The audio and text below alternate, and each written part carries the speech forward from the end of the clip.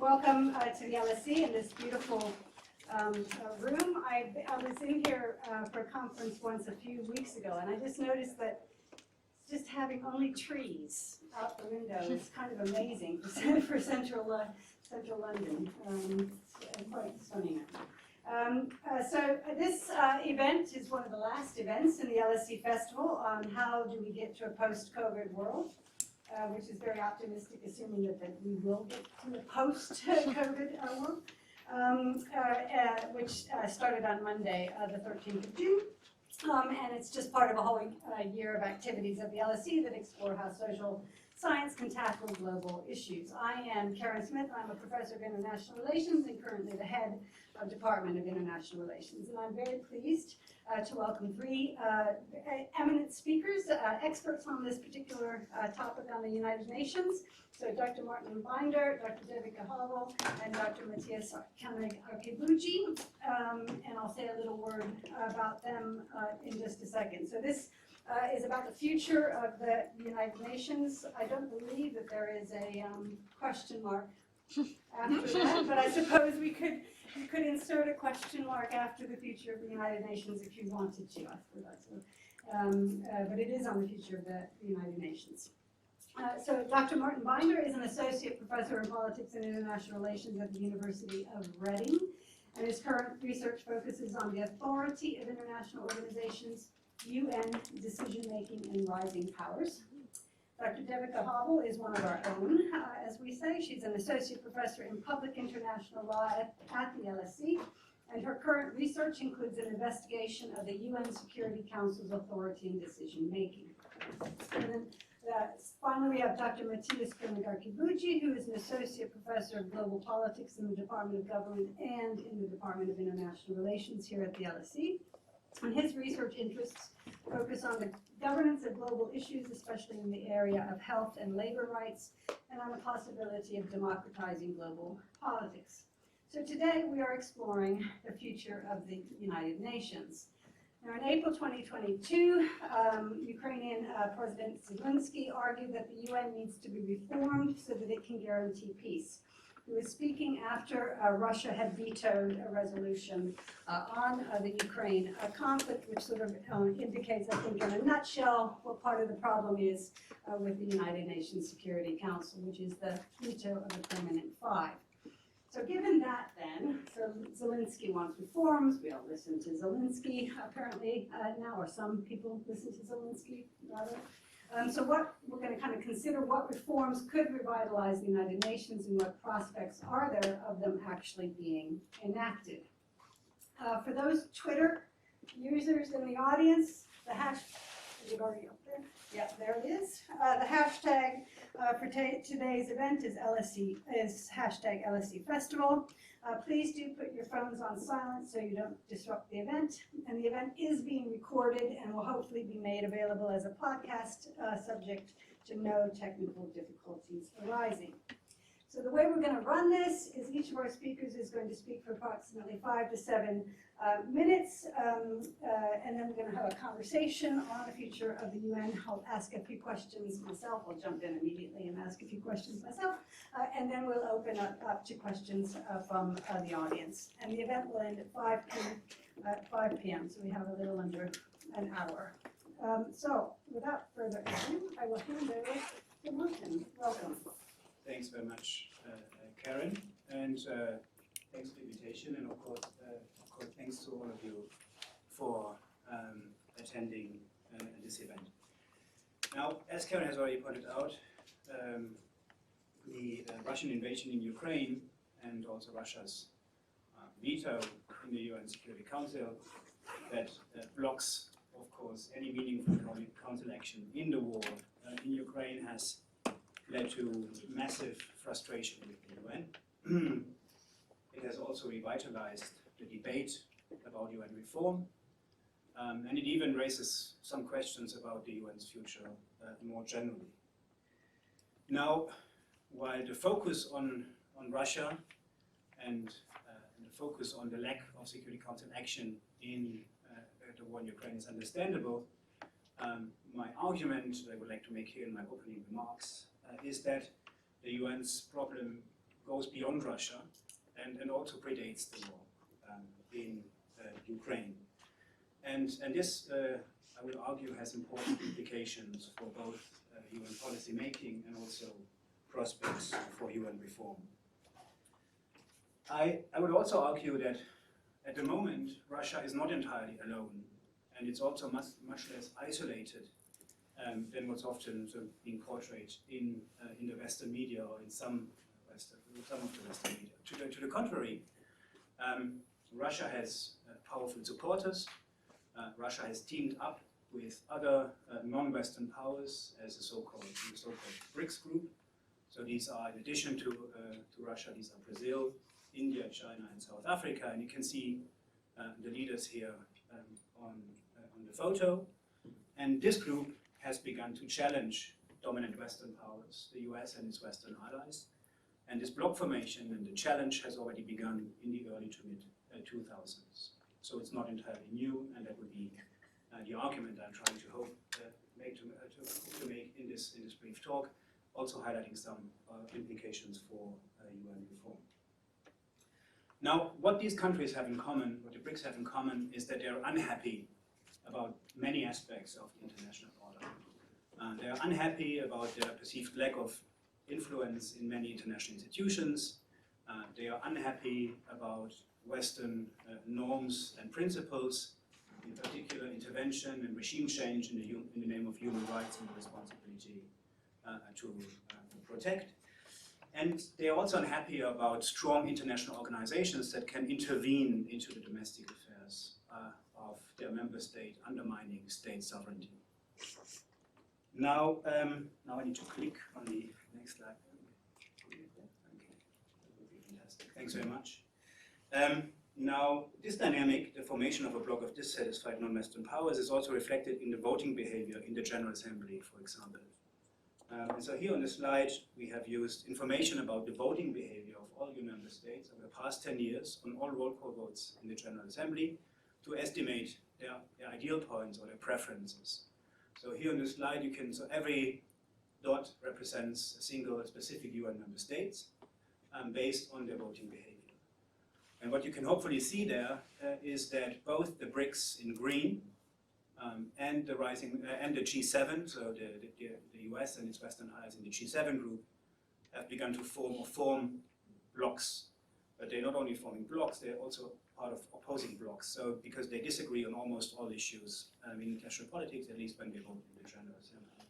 What you can also see on the slide, and this is also something that is quite new, that we haven't seen in the analyses of previous decades, is the polarization in the UN membership. So there seem to be two camps and only very few states in the middle.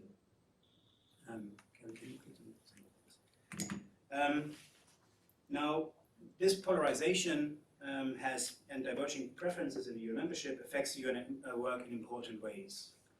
When we look at resolutions, you can immediately see that during the Cold War, when there was a lot of preference divergence, there were very few resolutions, and many of them were contested. Now, this has changed dramatically after the end of the Cold War, with more harmonious relationships in world politics and in the Council. The number of resolutions has gone up dramatically. Obviously, members of the Security Council can now agree on way more issues than they could before, including many Chapter 7 resolutions, where the Security Council can adopt coercive or authorize coercive measures such as sanctions. We also can see that the number of resolutions seems to be slightly going down over the past few years. We can see the same patterns for meetings. So again, during the Cold War, few meetings. Now, the Council members meet almost on a daily basis. And this hasn't changed after Ukraine, the invasion of Russia's invasion in Ukraine at all. So you can see, despite all the accusations and the criticism in front of TV cameras and in the public, Council members, including Russia, keep meeting in the Council. And I guess I would argue that this is a good thing and a good sign. And by the way, the orange bars represent Zoom calls in the Council. So you can also see that even for Council members, it is back to the office now after the end of the pandemic. Now, there is also reason to worry, and this is where my argument about the preference divergence comes in that the number of vetoes is going up significantly over the past years. And importantly, it's mostly joint vetoes by Russia and China. So the UK and France haven't used their veto powers after 1990 at all. And even more worrisome, I think, is this graph that shows new agenda items. So new security threats or conflicts arise, and then the Security Council puts it on the agenda. And you can see this has dropped dramatically over the past years. So there is disagreement, and therefore the Council members cannot agree, or find it difficult to agree on putting new items, new conflicts, new security threats on the Council's agenda. Now, what are the implications of these trends? So the bloc formation and the more general polarization in the international community for Security Council policymaking and also reform. So just a very few points, and I keep it brief to conclude. I think we have reasons to believe that the UN Security Council remains the key forum for great power coordination. That is something that the P5, the permanent members, value, and so I think the Security Council will maintain this function. I also think that issues that the Council members have agreed on in the past, they will manage the day-to-day business also now, for example, especially if the stakes are low. So peacekeeping in Africa, for example. I think it's very unlikely that Chapter 7 measures will be taken in the future at a substantial level. So sanctions, anything like that, I think is unlikely. And what about Security Council reform? So I think that the preference divergence and the divisions make it now even more complicated to agree on Security Council reform. After all, you need a large majority in the General Assembly and widespread agreement for any Security Council reform, for any UN reform, especially Security Council reform, and it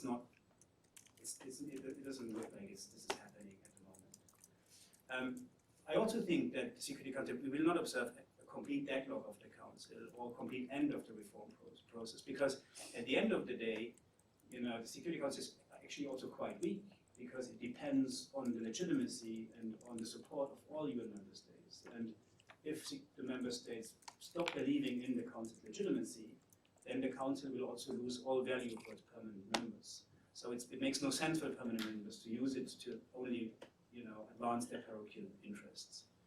And then my final point is that in light of this, and in this sense, perhaps the tragedy in Ukraine has some positive impact, in that we can observe that the General Assembly has now stepped in, and that member states, UN member states, have begun to undermine the legitimacy of the veto right.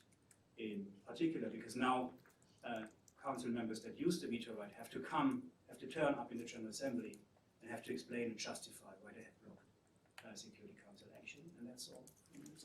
Great, thank you very much. Next up will be Devika.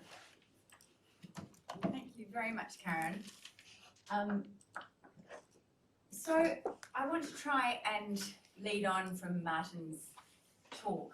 I'm going to sort of now narrow in, I suppose, on the Security Council and in particular its reaction and response to Russia and the Ukraine conflict. So I want to start, and I'm on home turf, but the tech, you'd think that would make it easier with the tech. I've not had to use one of these fancy clickers before. So I just thought we'd watch a brief video from the Council. This was the moment when the Ukraine's ambassador to the UN was presenting to the Council, urging the Council that it is your responsibility now to act. And the response he got from the Council, and in particular I want you to watch the interaction between the President of the Security Council and Ukraine's ambassador to the UN. I just turned off the whole system. Is that possible? Sorry, Nick. Sorry. This is also It's too late, my dear colleagues, to speak about de-escalation. Too late. It's fine if it's just the audio Sorry, bear as with well, us. no problem. This is the wonder as well. It's too late, my dear Looking 2 minutes ago. colleagues, to speak about de-escalation. Too late. The Russian president declared a war on the record. Should I play the video of your president? Ambassador, shall I do that right now, or you can't confirm it? Do not interrupt me, please. Thank you. Then don't ask me questions when you are speaking. Proceed with your statement. Anyway, you declared the war. It is the responsibility of this body to stop the war. So I call on every one of you to do everything possible to stop the war. This isn't called a war, this is called a special military operation in the Donbass. Relinquish your duties as a chair. Call Putin, call Lavrov to stop aggression. And I welcome the decision of some members of this council to meet as soon as possible to consider the necessary decision that would condemn the aggression that you launch on my people. There is no purgatory for war criminals. They go straight to hell, Ambassador.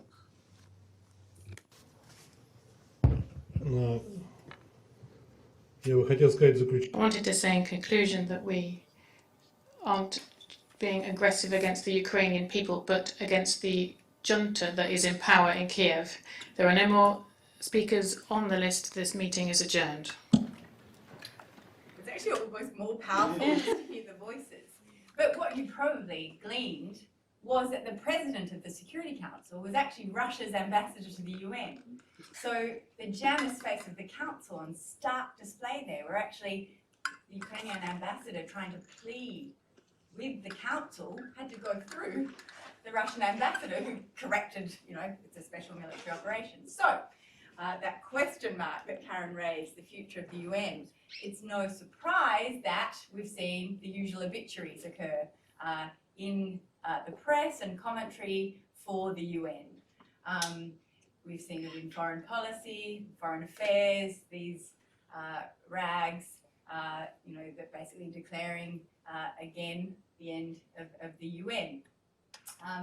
So the question is really, does reform need to take a cold shower? This panel is on UN reform. After Iraq, some of you may remember, I'm looking at these young, I'm going to apply my eye cream just sitting here.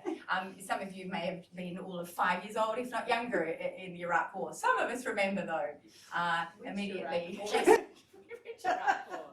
So in 2003, that following the Security Council's failure to authorise the war against Iraq, the death knell for the UN was sounded. George W. Bush stood up and basically declared that the Security Council was nothing more than an ineffective, irrelevant debating chamber. And again, there were many obituaries for the UN. Of course, some, where are we, 17 years down the track, 19 years down the track, of course, the picture is very different. The UN's failure to authorise that action looks very different. So we need to take a bit of a cold shower. There was a big sort of cancel culture, and I'm sexing up, of course, the notion trying to tap into a cancel culture mentality, but cancel culture against Russia, that basically, why should Russia be allowed to be the president of the Security Council, let alone have a seat in the Security Council chamber? There was all sorts of commentary on, the veto that we've heard about that Martin discussed. Russia vetoed the resolution that the Council sought to pass. Why should Russia have a veto in these circumstances? That should be cancelled. Russia should have to relinquish its seat. Russia should be expelled from the United Nations. And there are all these mechanisms, and again, as the lawyer on the panel, and therefore possibly the least relevant person, but there are some legal provisions in place that I'll very, very briefly walk through. Once again, feeling like I've turned off the system. There's my video. It's too late. So, I just want to point out that Article 27 of the UN does provide in the third paragraph that decisions should be made by 9 members, including the concurring votes of the permanent members. As always, lawyers make the exciting things sound dull and boring, and you lose them. That means the veto. Basically, Article 27.3 says the permanent members have a veto. But it does provide that in decisions under Chapter 6, a party to a dispute shall abstain from voting. So is there a debate that actually Russia should not have been able to exercise its veto? It is clearly a party to the dispute here. Amazingly, not a single council member I'm going to do a brief footnote. Norway did mention it, but not a single council member pushed for Article 27.3 to be invoked. It appears to have completely fallen away. There was a little skirmish where actually it used to be, it was that the text of the relevant resolution in the Security Council was a chapter a chapter 6 resolution expressly, and therefore Russia might have, China insisted that that was taken out. And so basically it was a little more foggy as to whether Article 27.3 applied. In any event, clearly there was no pushing for Russia to abstain there. Can you do it? She was so good at it. So what I want to point out here, though, is that that's not the end of the road. And it's really so fascinating, Martin's sort of very granular and research that actually brings out some of these issues that us lawyers can just talk a bit more vaguely about. But the council is not there to stop all conflict. It's not a pacifist institution, the UN. And actually, if we think about the role and look back historically at the role of the Security Council, it is there to stop world war. And so potentially, actually, the Council is not the forum that should be addressing this conflict that involves great powers. And you know, we're back into that Cold War mentality.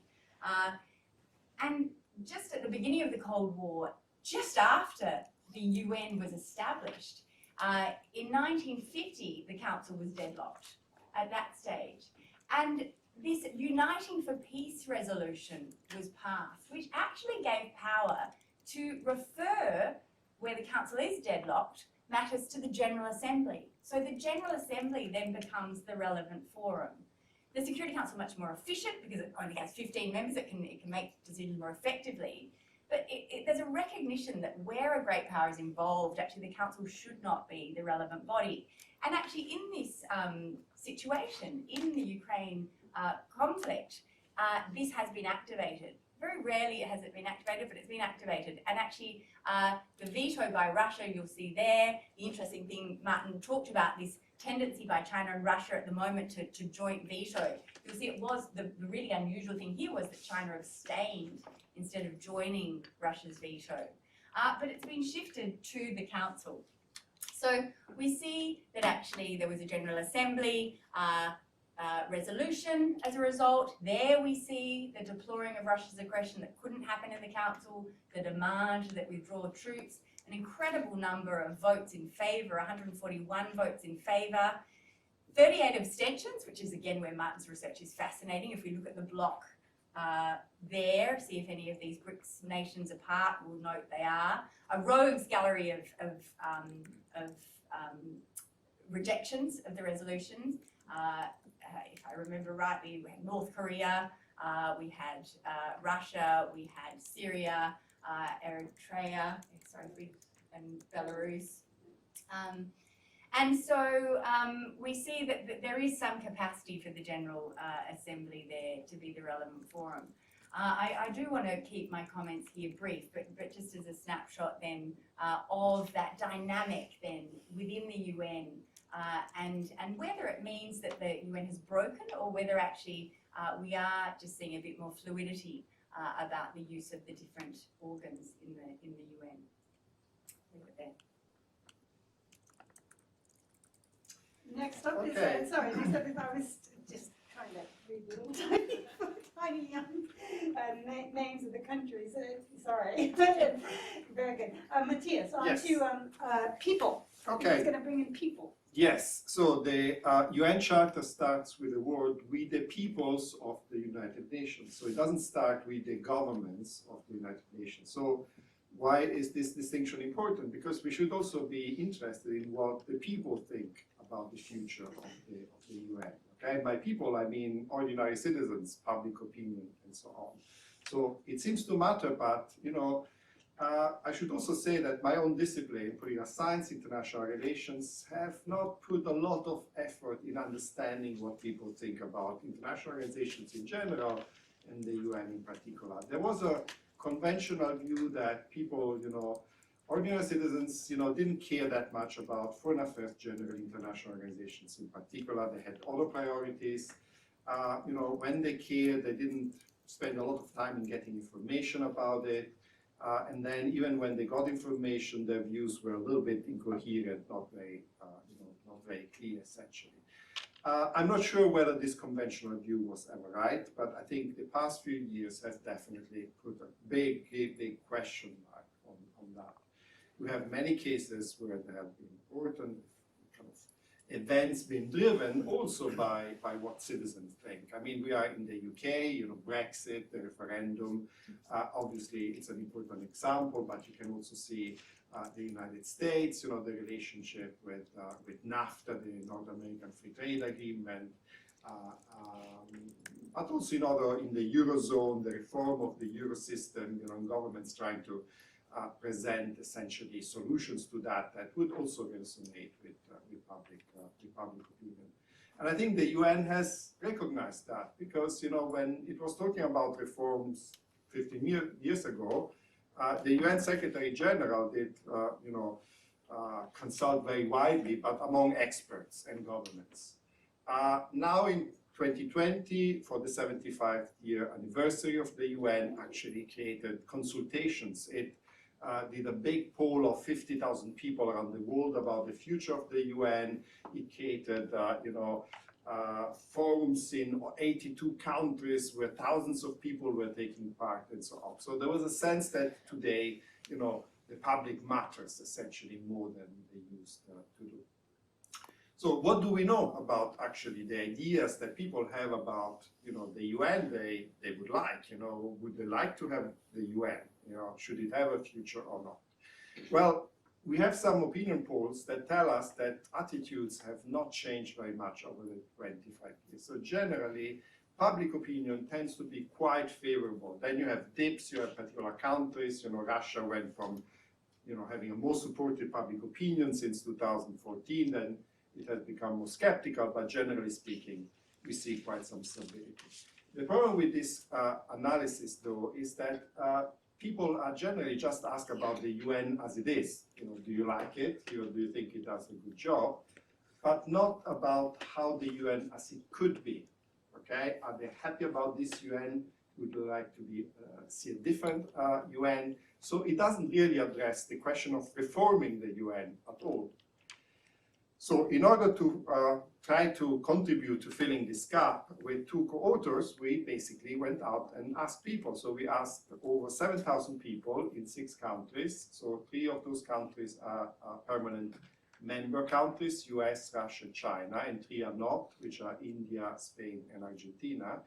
And we did what is called a survey experiment. I cannot go into the details here, but it's a way essentially to understand what people like or dislike about a particular set of options. And in particular, we gave them, in a sense, a choice over various dimensions of institutional reform. So whether they prefer the UN as it was on that dimension or as it could be, essentially. The results have been published, or actually I'm going to be published in the next couple of weeks in the International Studies Quarterly. If you are interested, look, it will be open access or no paywall of any kind. But you can also look on my website. My name is there. Just Google me, and you should be able to find the whole article. But I'm going to tell you the highlights of this research.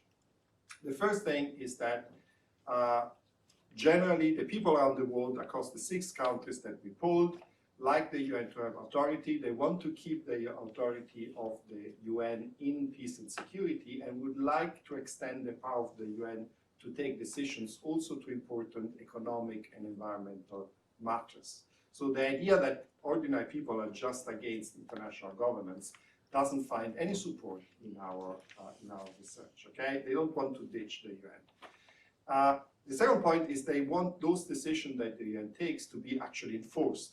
Okay, so they are against a system where every country voluntarily decides whether they're doing what the UN asks them to do or not. They reject that option. Again, so a key sort of a strong form of national sovereignty is not what most people want. people are not particularly happy about the current way of making decisions where only governments sit in the UN. Okay? They want either ideally directly elected representatives to also be there in a second chamber alongside a government appointed chamber, or if that's not possible, at least members of national parliaments coming together and making decisions together with other national parliamentarians. Another highlight of the research is that actually, perhaps to some extent surprising, but not so much for a reason I will tell you now, people don't necessarily want the abolition of vetoes. Okay? They actually want to keep vetoes for the, for at least some of the countries that at the moment have. So, but there is a lot of debate about polarization of public opinion. So we also looked at how people are potentially divided. Okay, so one expectation was, well, you like or you don't like reform, depending on whether your country is likely to have more influence, or at least keep the influence that it has. And we find support for that. So the P5, people in P5 members don't like the abolition of the veto. That's not very surprising, okay? So their country would lose from that. Interestingly, people in the 3 non-P5 are quite indifferent. So they're not opposed, in a way. They don't want it, but they are not opposed. And maybe they are worried that if you take away the veto, the whole system will break down. So we don't know exactly what explains that result. But we also looked at personal political ideology, and we find some differences. So people that are very much giving a priority to the environment also want more UN authority on environmental and economic matters, but also people that are more cultural libertarianism, and we proxy that, for instance, with views on homosexuality, whether it's legitimate or not. Also, those people that have more cultural libertarian values are more favorable to authority of the UN than traditionalists. Okay, but on the other hand, we also find that there is not a lot of polarization. Okay, considering the debate about the fact that you have this separation of political tribes, generally speaking, most people would like to have a UN that is both strong and also more democratic, I would say. So what are the implications of this? Do I expect governments just to read our article and go there and rewrite the UN Charter? Of course not, but at least I think our research is a small contribution to taking away an excuse for governments just to say, no, we don't want to reform the UN simply because our citizens don't accept that. So we don't find any evidence of this effect. Thank you. Great, thank you very much. Right, so we have lots and lots to discuss. That ended a bit on a positive note, I must say, with a sort of an agenda that could be picked up by governments should they want to. But I mean, I'm old enough to remember when there was a lot of division during the Cold War, and the UN didn't work, with some exceptions which I want to come to in a second. And then this incredible moment in the 1990s when the UN was where it was at. Right, the UN was mopping up all of the conflicts, unresolved conflicts from the Cold War. Then there was overstretch in the Iraq War, the 2003 Iraq War, and since then we've all been talking about a crisis in the United Nations. But even in the darkest times in the UN, I just think this is sort of leading up to a question there. There have always been elements of the United Nations or people within the UN who have figured out how to make some things work. And I am thinking about the spectacular invention, for example, of peacekeeping, which was a total invention. They called it Chapter 6.5, between the Chapter 6 that Devika was talking about and Chapter 7 enforcement that Martin was talking about. So the UN, the system is also capable of coming up with incredible creative solutions. So I guess my question to you all, first of all, is, are we at the end of that? Do we see this system, this UN system, or certain kinds of individuals within the UN system who come up with those kind of creative solutions? And then the second is who. And the bodies that have been talked about now, just in the last half an hour, have been the Security Council and the General Assembly. But of course the UN is much wider than that. I mean, World Health Organization, all sorts of funds, and UNICEF, and all sorts of other things, and the Secretariat and the Secretary General. So my second question would be, is there still a role for a powerful Secretary General? Could a Secretary General make a difference in sort of bridging some of these particular divisions, Mark, that you were pointing to, coming through the blocks? Third final question is the role of middle powers. And during the Cold War, it was the middle powers that helped to try to, which were part of this sort of creative ferment to try to figure out how the UN could, in fact, come between, guarantee some sort of peace between the Soviet Union and the United States. So you had countries that were classic middle powers, such as Sweden and Finland, Canada to a certain extent, Ireland, in fact, built its foreign policy around being a middle power at the United Nations. So what role for the, is it really so polarized? Are there future middle powers that might start to play that kind of a role in the UN? So some big questions, and if you guys maybe take just a minute or two to pick which one you'd like to address. We will go in the order that we started with. So Martin. Okay, thanks, Karen. Difficult questions. Sorry. So yeah, no, that's absolutely fine. So the first point, one of your points was on peacekeeping operations, and I couldn't agree more that this was a really creative innovation and actually something that works surprisingly well. So, for example, there's a very recent article in the British Journal of Political Science that gives an overview of the research on peacekeeping operations. And despite the widespread belief that UN peacekeeping doesn't work, Somalia and Rwanda and all those negative examples, on average, they work surprisingly well.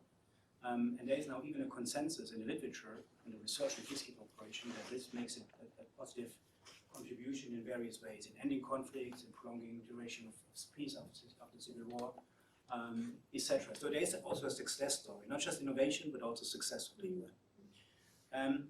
In terms of creative innovation or innovations today, I guess, as you have pointed out, I think the Secretary General is the natural first stop for that.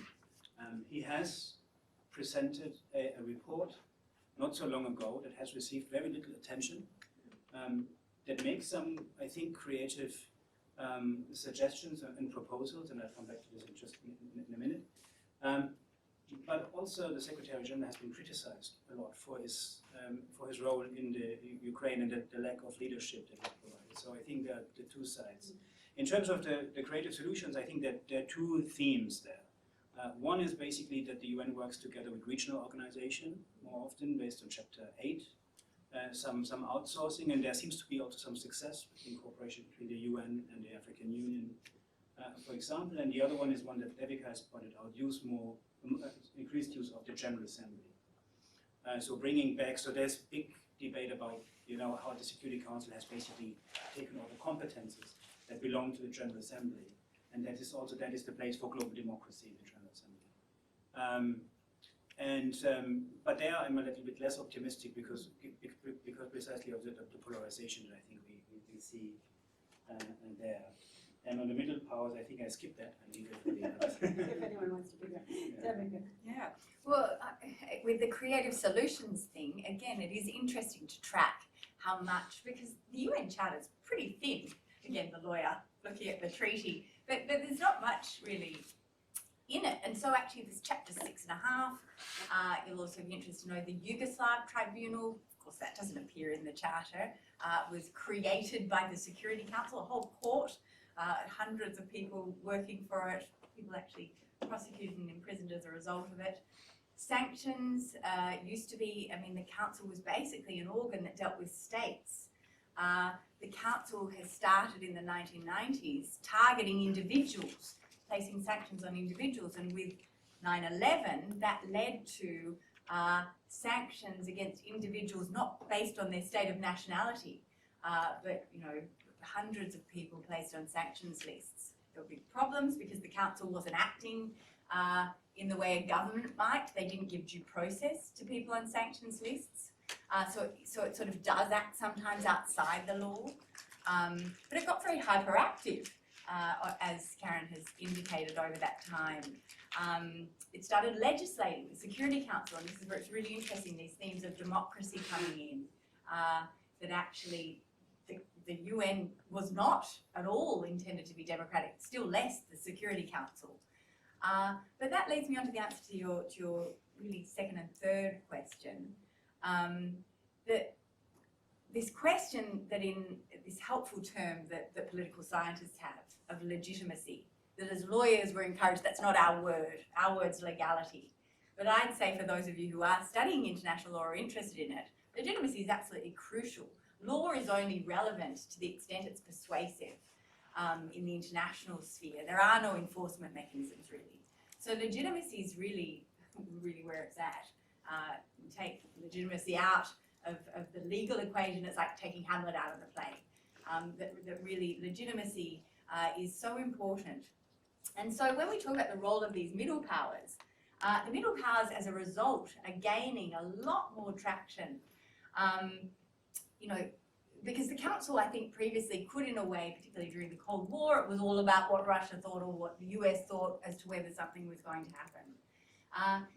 More recently, this is a tiny issue that I remember going to the pub with some friends and saying, did you know that the UK judge has just been voted off the International Court of Justice? And suddenly everyone appeared to have gone elsewhere in the conversation. Nobody quite realised how important this was. So throughout the history of the UN, all the permanent members have always had a judge on the International Court of Justice. It's not in the charter that that should be the case. But it has something to do with the fact the Council does elect, the General Assembly and the Council both elect judges, so they can veto technically. But this UK judge, he actually was an LSE professor here, Christopher Greenwood, got voted off. What a loser, you know. He's a fantastic scholar and lawyer and judge. It was all about very much politics. The Indian judge got the seat instead. So the UK could have vetoed, but they realised legitimacy-wise, they had lost the support. And so they let themselves lose this judge on the ICJ. So just a little example, I suppose, of how these middle powers are becoming more and more important. Thanks, Mathias. Okay, creative solutions. Now, I'm a little bit worried about the Twitter hashtag because I worry some of you might start tweeting LSE academic has gone mad. So, you know, I'm stuck in a room with a mad academic. What could the creative solution be? I think it could be that the almost 200 states who are not permanent members of the Security Council say, we had enough of you guys, of you five, okay? You're generally not very helpful. You have a tendency to invade other countries, and I'm not only referring to Russia.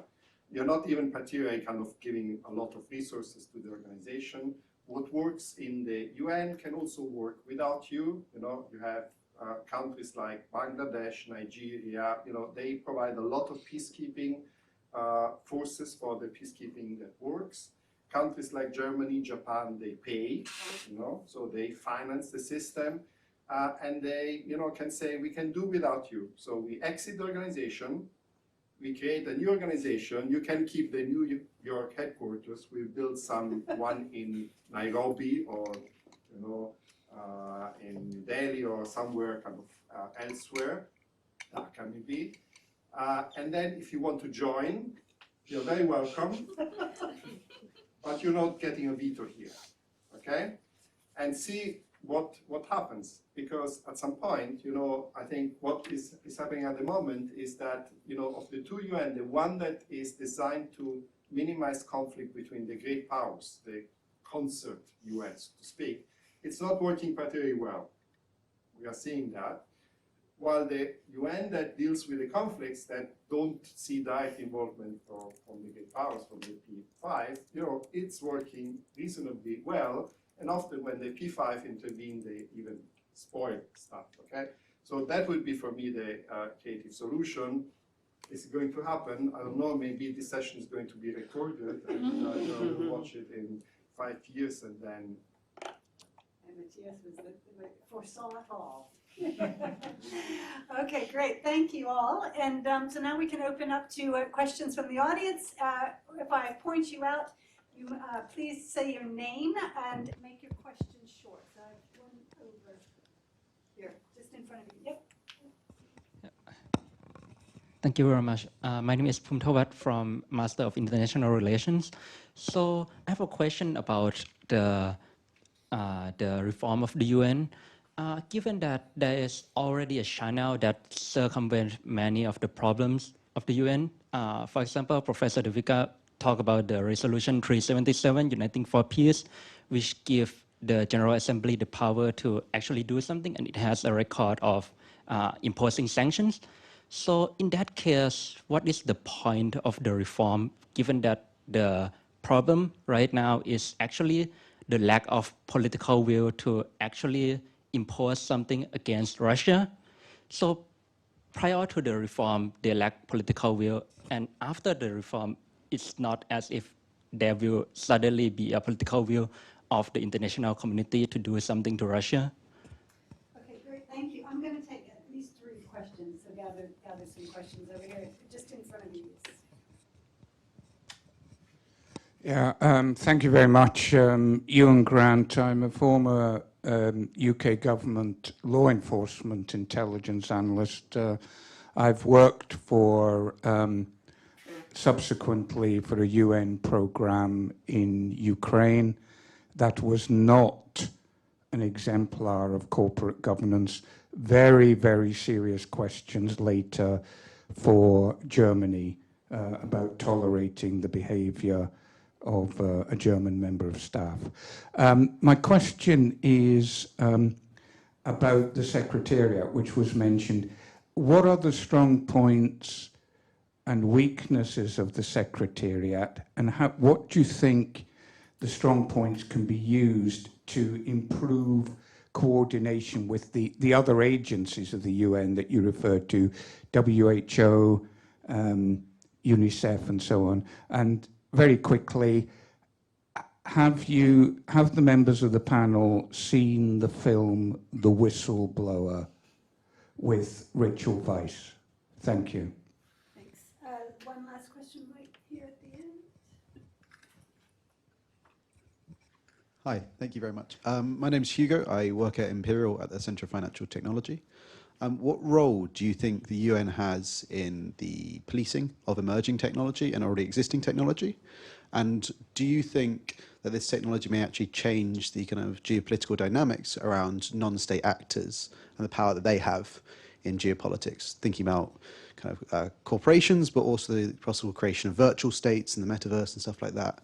One thing I'd like to point attention to is how Jeff Bezos met with Boris Johnson last year at the UN kind of assembly when everybody came to town. I thought that was a very interesting point. But yeah, I'd like your thoughts on that. Thank you. Thank you. So again, kind of pick and choose if you'd like. So brief sort of comment. Shall I go on? Just keep going in the same order. Yeah. Okay, so I'll have a go at the first question, which, if I understand it correctly, was what is the point of UN reform in the current situation of the war in Ukraine, when we have Uniting for Peace resolutions that could actually do the job? Yeah. So I think that's a very interesting question, but I think there's 2 distinct elements here. So I think one is the debate about what can be done in the current war in Ukraine, and who actually in the UN actually can do it. And the second is about UN reform goes beyond specific cases such as the Ukraine, and trying to make the UN system and the Security Council work more effectively and also more legitimately in the future. And my very brief answer to the first element was that, well, actually, I think the Security Council has worked exactly as intended in this case. And as Devika has pointed out, one of the main purposes of the Security Council is to prevent great power war. Let's see whether this is actually happening, but it was successful in the future, and therefore the UN system had to come up with other instruments and other measures, and it has actually. So there's a long list of things that have happened. Expulsing Russia from the UN Human Rights Council, the ICC, the resolutions of the General Assembly. So I think the UN has been quite active within its limits, what it can actually do in this case. And so and the second question, about the point of the UN reform, I think that's also quite clear, because it has a long, long history. And it goes back to the beginning of the 1990s, and progress is very, very limited. So it's going on, and I think the two main obstacles, first is the veto right, and the other question is about sort of, representation, and who is going to join the council in terms of permanent members. And there, it is not entirely the fault of the permanent members that this is not happening, but it is also the fault of the wider UN membership, because they cannot agree actually on those issues, and they come up with very different proposals. And here the middle powers again, they don't play a very helpful role, because the Uniting for Consensus group, for example, is basically trying to prevent getting their powerful regional peer a veto right. So it's Pakistan and Argentina and Italy towards Germany and so on. So I leave it at that. Okay, all right, great, thanks, Devika. Yeah, there's three really good questions, and I'm trying to think how I can actually. I'd really like to hear the middle question, your own views. It sounds like you've got some definite views in that respect, and obviously expertise. So this probably your question is the ones that I'm most equipped to respond to. And this question of political will. I mean, we tell the story about the United for Peace resolution, and it's now been referred to the General Assembly, but I just Googled just in case this morning to find out whether the General Assembly had done anything more since its latest resolution, which was now still, over a month ago. And the General Assembly is a really clunky body to take any action. It's not the body that's going to be most responsible. One thing I was wondering about was whether the General Assembly would work to get some sanctions in place via the UN. But as we know, the sanctions are very much unilateral, and by that I mean they don't have UN support. There's been hundreds, if not thousands, of people sanctioned on lists, but it's by states and the EU. And so actually what we're seeing is a displacement of the UN in certain respects by states individually, but also other regional organisations and institutions. And so this is potentially problematic. On the other hand, I'd argue, and I come back to George W. Bush's critique of the United Nations as fading into history as an irrelevant, ineffective debating society. That was actually absolutely to the point. George W. Bush had it absolutely right. The UN is a debating society. It is a forum where every state of the world comes and has a seat and can have their voice heard on equal terms, and that is incredibly valuable. And that's where, coming back probably to a previous discussion, but even last year, Joe Biden in 2021 convened a discussion to set up a summit of democracies. And these alternatives to the UN. I think there is no alternative to the UN. And again, coming back to expelling Russia, that should never happen. There has to always be a forum where all states have a voice. So political will, you're absolutely right, because there's very often the UN does not act, far more often than it does, because there isn't the political will, and equally we see that happening at the moment. So, haven't seen the whistleblower is all I can really answer to you, but it sounds like there's a reason we should see this. Ban Ki-moon ordered all senior staff to watch it. If you view it, you will understand. Okay, well there's tonight's So what it does raise though is the personalities of these Secretaries General, and Ban Ki-moon is a very different character to other Secretaries General, and certainly if we look at that, it's the good officers that the Secretary General, so the person in that position is so important, and again, you can think through the Secretaries General you know about or that you haven't even heard of, and see the impact they make. And as for, of course, emerging technology, over to you, but I mean, it's so intensely relevant. The non-state actors bit is the only hook I'll take, and as we've talked about, individuals, urging that they want to become more part. But corporations are as big as countries these days, and the corporate actors are far more wealthy than countries and states, and so their role, the UN's got to get more non-state focused. There's so much more, though, to your question. Mathias, last word to you. Well, actually, because I would be, mostly repeating what Martin and Devika already said, I would suggest perhaps another round of questions, if we can stay in the room for another 2 minutes. Is that okay? It'd be nice. I'm conscious that so far all of the questions have come from one particular gender. But not to say, we'll hear your question, but not to put pressure on what looks to be the majority of the room. But one question here, and then at the front. Yes, thank you. Hi, I'm Alejandro. I was here last year doing the Masters in International Relations. I never got to meet you personally, Karen, so it's good to see you in person. I'm now doing my PhD up in Oxford. And I wanted...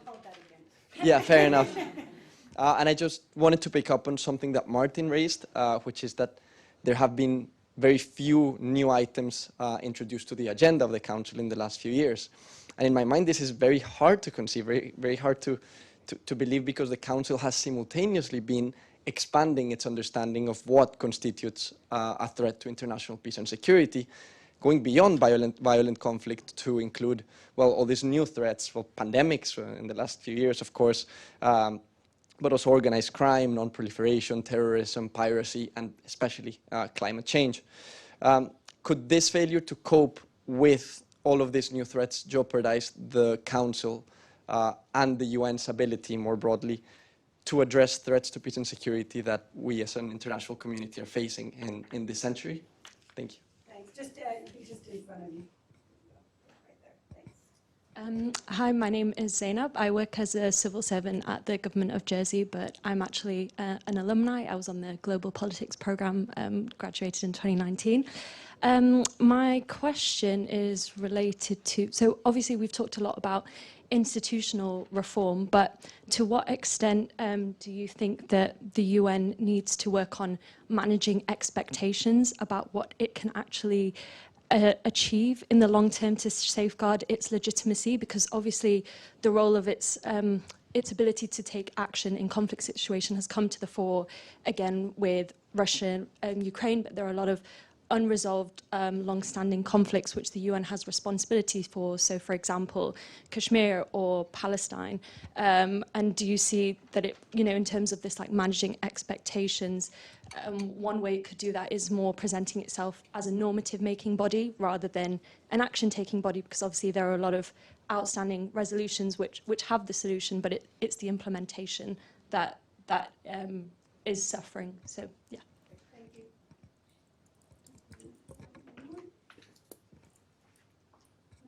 Okay, big chunks of questions there. Shall I go first? Reverse? Yeah. Yeah, okay.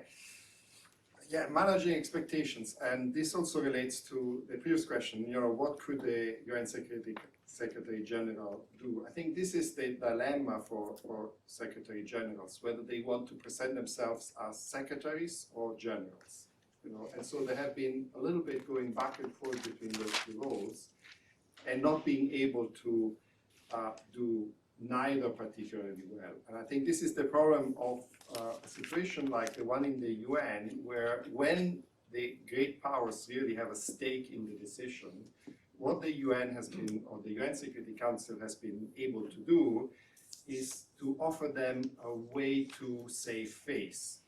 So they say, well, okay, you're not getting exactly what you want, but you're still a member of the UN Security Council. So you have still you have a great power, and ultimately, essentially, we can present this solution as something that you have been agreeing to. So I'm giving you one example from the past, which was the kind of essentially the question of Kosovo, the Kosovo War in the late 1990s. So Russia was protecting Serbia, saying, don't touch Serbia. And NATO came in and basically bombed Serbia. That was a really difficult moment for Russia, because essentially it was investing political capital into protecting an ally, and the West basically ignored that. The UN Security Council was useful in that context because as soon as it happened, then the discussion was brought back into the UN Security Council, and Russia was given the opportunity to somehow get involved and showing we are still important here, okay? We are participating in decisions, we are not completely being ignored. But how do you deal with this logic, which is probably the main contribution of the UN Security Council to, in a way, managing great power conflict in a situation like the invasion of Ukraine? Okay, so this is the dilemma. Do you want to use the Security Council to give an opportunity to Russia to save face? But if you do that, what are you sacrificing? So we are talking here about, genocide. This is now what is being talked about, with war crime investigation and everything. So you see, there is essentially building into the, function, great power management function of the Security Council, a contradiction. And I don't see how that contradiction can really be solved, except with the solution I mentioned earlier, where everybody gets out and then, says that's a new UN. Okay, so very briefly, it's a really good point you make about new threats and the need to respond to them. And it's another creative moment we see that, of course, by necessity, the Security Council has gone beyond its initial, the reason it was created to maintain international peace and security, by having to expand that mandate by defining that as including environmental concerns, refugee flows, human rights, which didn't even exist at the time in written form that the UN was created. So it has to remain responsive. Now, that ties in with your great question, I love it, about managing expectations, because it's really made me think about who is the UN? When you started speaking, it made me think about this, the International Criminal Court at the moment, the branding and its need to manage expectations of its public is really key to its continuing survival. But the UN actually, and again, coming back to the Secretary General and the Secretariat, actually, I suppose if anything, you could see the Secretary General as embodying the institution, but he, or one day she, is in this unenviable position where they're basically, and I love that comment about are they secretaries or generals, because absolutely, are they the agent of states? Just the they can't really go far beyond the political will, because otherwise they lose the capacity to persuade that good officers. They can't be the general. They can't drive the agenda. They can encourage one way or the other. So, the UN again, and perhaps the branding is really important, just making sure that we the peoples are aware that the UN, the Marx Brothers expression, is only as good as its members. That if the members don't want to act, the UN as a body cannot move itself in one direction or another. Thanks. Martin. Yes, thank you. So on your question about agenda setting and very few items maybe on the agenda, I also was surprised when I saw it, which was also the reason that I put this slide on into my presentation. But the UN has become much better in providing data and information. So if you go to the repertoire of the UN Security Council, you can't just only find the graph, but also for each item agenda you can find a list what exactly it is that the Council has or has not put on the agenda. And yes, there is a debate whether actually because the Council in the end can determine whatever it wants to be a security threat, and so there has been an expansion about global health. Some have made accusations against the Security Council in terms of being missing in action in the COVID crisis, and there's climate change, protection of civilians in conflict, and so on and so forth. And some members have been concerned about the broadening of the Council's mandate. And then I have actually looked at those expectations, and it brings me to the second question that UN members have towards the Council. And usually what we would expect, what we think, is that members, including also individuals, want to perform organizations well, do their job, being effective. In the UN, surprisingly, that's not the case. When we look empirically at what member states want, they want more democracy. They want fair participation. They want accountability, they want transparency, and the Security Council has delivered in some ways. There are more open debates, there are area formula meetings, so there's more channels for also the civil society to feed into the Security Council decision making. So in a way, as to a response to your question, yes, the UN should manage expectations and explain better what it can and cannot do. But then on the other side, I also think we should have high expectations. And we want the UN to be successful and to deliver and to address the security threats. And so, as Mathias has pointed out, this is obviously very difficult to reconcile. And I think at the moment, the Secretary General should be a little bit more of a general and less of a secretary. And I leave it. Memo taken. Memo directly in. Anyway, thank you very much to our panel for a delightful discussion. Thank you all for attending, and if you'll join me in thanking the panel for their good views.